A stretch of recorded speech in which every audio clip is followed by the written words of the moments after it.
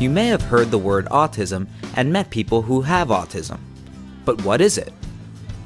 Autism is a neurological condition that makes a person's brain work differently than a typical brain.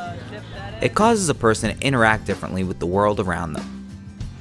A person with autism might communicate differently than the way you do, and speak or not speak. A person with autism may also behave in unusual or unexpected ways, especially around new people, places, or things. A person with autism may also have difficulty in social situations and making friends. In 2014, 1 in 68 American children are diagnosed with autism, and 4 out of 5 of them are boys. Let's hear from a teenager with autism to get her perception of what autism is. In my opinion, autism is a disability in the brain, which kind of causes problems for the people who are affected with it. They can kind of go on through life as a typical person, but still have a few problems they still need to work on. But in some cases, there's like severe autism, like some people I know, where they can't really function well in life, like they can't communicate in where a typical person would, and they can't really make friends or reach out.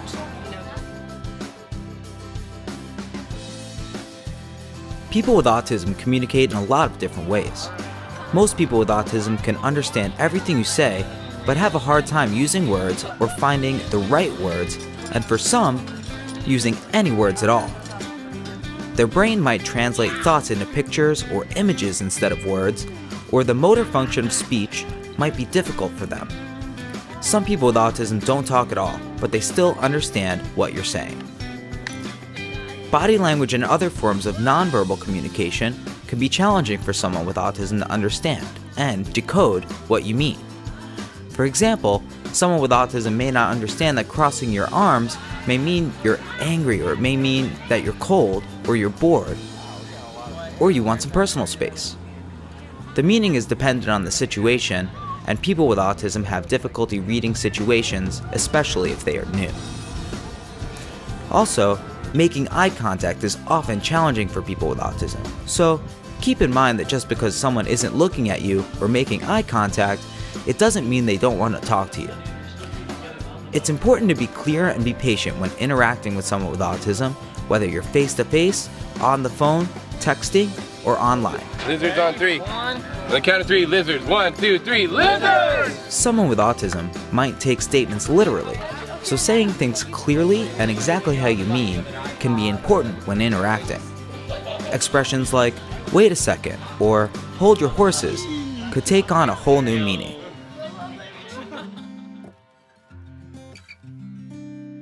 People diagnosed with autism often have a difficult time in social situations and making friends. Many times, they may have a hard time understanding social rules or cues. When you're interacting with someone with autism, it's important to be patient and wait for him or her to be able to say what they mean and communicate for themselves. Listen. Remember that just because they may look like they aren't comfortable or engaging with you in a way that you're used to, it doesn't mean they don't want to be your friend. It's just that new and stimulating situations are challenging. For example, someone with autism might be very uncomfortable in a new situation or around new people, so he or she might be very quiet or revert back to talking about things that only they are interested in. Try to find common ground, shared interests with someone with autism, then share your interests back. But again, be patient and remember that this may take some time. As communication is often literal and concrete, sometimes people with autism come across as abrupt, repetitive, or rude. Don't take it personally. Just try to show them by example another way to say something and interact. Ask questions and offer new information about yourself, demonstrating the way you want your friends to interact with you, remembering it doesn't come natural to our friends with autism. Be willing to help.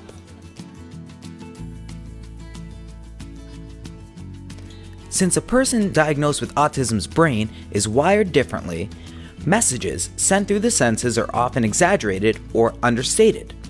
Some sounds can be heard more loudly, lights can seem too bright, and an unexpected touch can be uncomfortable, even painful to a person with autism.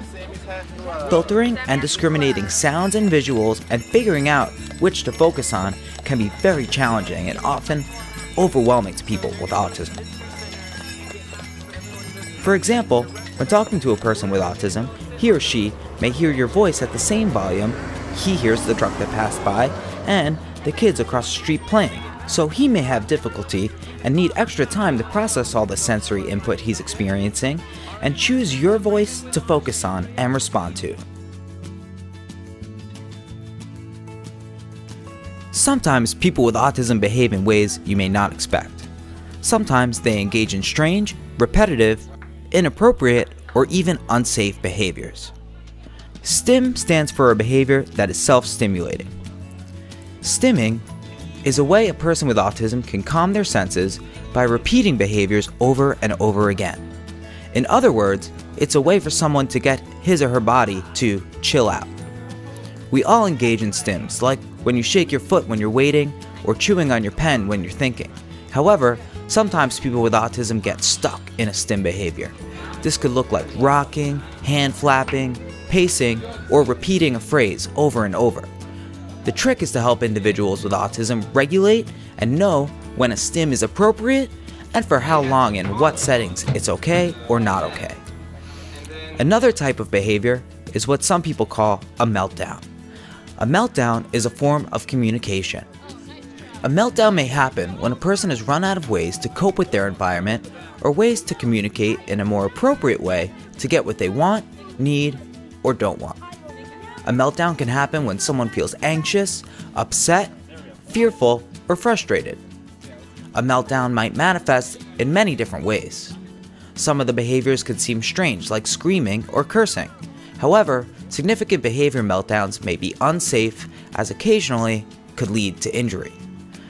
If it seems like your friend with autism is showing signs they might have a meltdown, give them space and let an adult who is trained and working with people with disabilities or behaviors know. Many people with autism experience anxiety or stress in new situations, new places, and when something unexpected happens or changes and doesn't go according to their plan. You can help alleviate some of the potential for anxiety by doing things like breaking down plans into a checklist or schedule, or using pictures or visuals. Let your friends know the plan ahead of time and prepare for unexpected things that could happen. Individuals with autism have unique interests and abilities like all of us. Sometimes they can become intensely focused on their interests or may be interested only in a limited number of topics. Try building on these topics to talk about something that's appropriate for someone your age. For example, if someone with autism likes to focus on the wheels of a car, you can try talking about a family road trip you went on. Sean, an intern at Include Autism, puts it in some great words. The most valuable thing I've learned is that each of these kids has their own unique personality, their own unique nuances. And so I know before I started interning here, I was guilty of lumping people with autism into the same category. So I think I want to share with people my age that it is important to recognize that they're unique individuals with unique personalities and unique perspectives. It's important for a person with autism to be able to interact with their community and neighbors just like you do.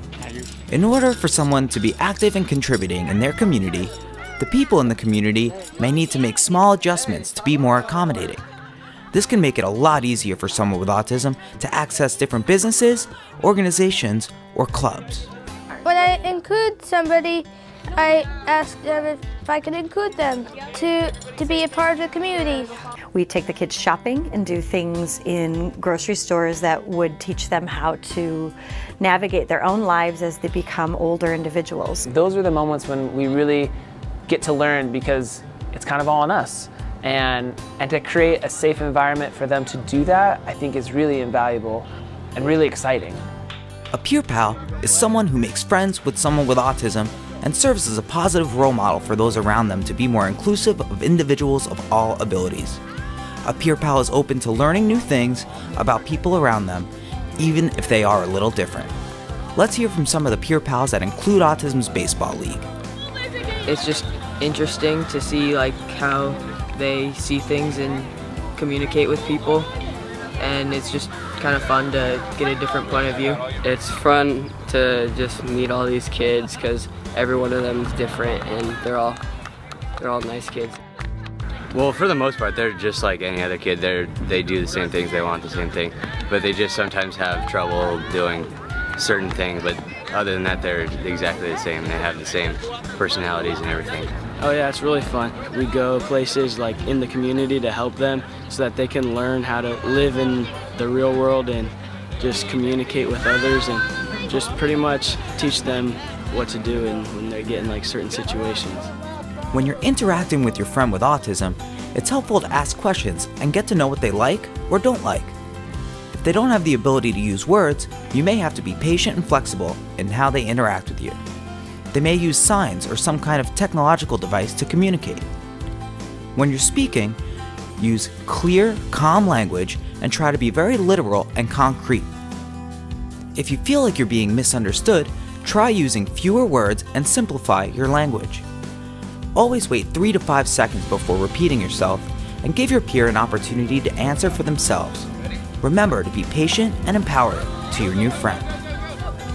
Using these strategies in your community can help make your community a more inclusive place for individuals of all abilities, and they don't have to just be used with people with autism. Be open to making new friends with people you might not otherwise find a connection with, and you can be a role model, leader, and true peer pal in your community. Ready? 1, 2, 3.